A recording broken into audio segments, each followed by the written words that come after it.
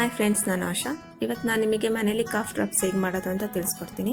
ಇದನ್ನು ಮಾಡೋದಕ್ಕೆ ನಾನು 1 ಕಪ್ಪಷ್ಟು ಸಕ್ಕರೆ ತೊಗೊಂಡಿದ್ದೀನಿ, 4 ಲವಂಗ, 1 ಸ್ಪೂನ್ ಜೇನುತುಪ್ಪ, 1 ಸ್ಪೂನ್ ಶುಂಠಿ ಪುಡಿ ಹಾಕಿ 1 ಸ್ಪೂನ್ ನಿಂಬೆಹಣ್ಣು ರಸ ತೊಗೊಂಡಿದ್ದೀನಿ. ಫಸ್ಟ್ ನಾನು ಸಕ್ಕರೆನ ಹಾಕ್ತಾ ಇದ್ದೀನಿ. ಅದಕ್ಕೆ ಅರ್ಧ ಕಪ್ಪಷ್ಟು ನೀರು ಹಾಕಿದ್ದೀನಿ. ನೆಕ್ಸ್ಟ್ ಇದಕ್ಕೆ ಲವಂಗನ ಸೇರಿಸಿದ್ದೀನಿ. 1 ಸ್ಪೂನು ಕಿತ್ಲೆಹಣ್ಣು ಜ್ಯೂಸ್ ಹಾಕಿದ್ದೀನಿ. ನಿಂಬೆಹಣ್ಣು ಜ್ಯೂಸ್ ಆದರೂ ಹಾಕ್ಕೋಬೋದು. 1 ಸ್ಪೂನ್ ಶುಂಠಿ ಪುಡಿ ಮತ್ತು 1 ಸ್ಪೂನಷ್ಟು ಜೇನುತುಪ್ಪನ ಹಾಕಿದ್ದೀನಿ. ಇದನ್ನು ನಾನು ಸ್ಟವ್ ಮೇಲೆ ಇಡ್ತಾ ಇದ್ದೀನಿ. ಲೋ ಫ್ಲೇಮಲ್ಲಿ 15 ನಿಮಿಷ ತನಕ ಇದನ್ನು ಕುದಿಸ್ಕೋಬೇಕು.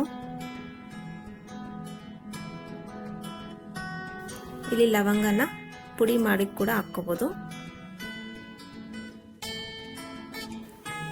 15 ಮಿನಿಟ್ಸ್ ಆಗಿದೆ. ನಾನು ಫ್ಲೇಮ್ನ ಆಫ್ ಮಾಡ್ತಾ ಇದ್ದೀನಿ.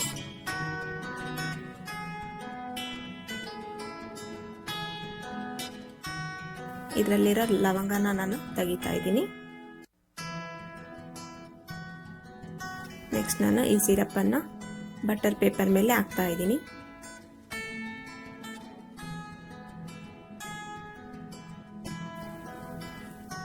ಈ ರೀತಿ ಚಿಕ್ಕದಾಗಿ ಹಾಕ್ಕೋಬೇಕು.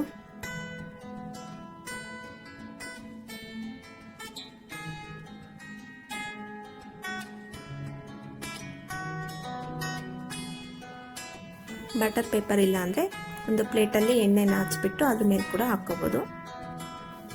ನೆಕ್ಸ್ಟ್ ಇದು ಪೂರ್ತಿ ತಣ್ಣಗಾದ್ಮೇಲೆ ಇದಕ್ಕೆ ನಾನು ಸಕ್ಕರೆ ಪುಡಿನ ಹಾಕ್ತಾ ಇದ್ದೀನಿ.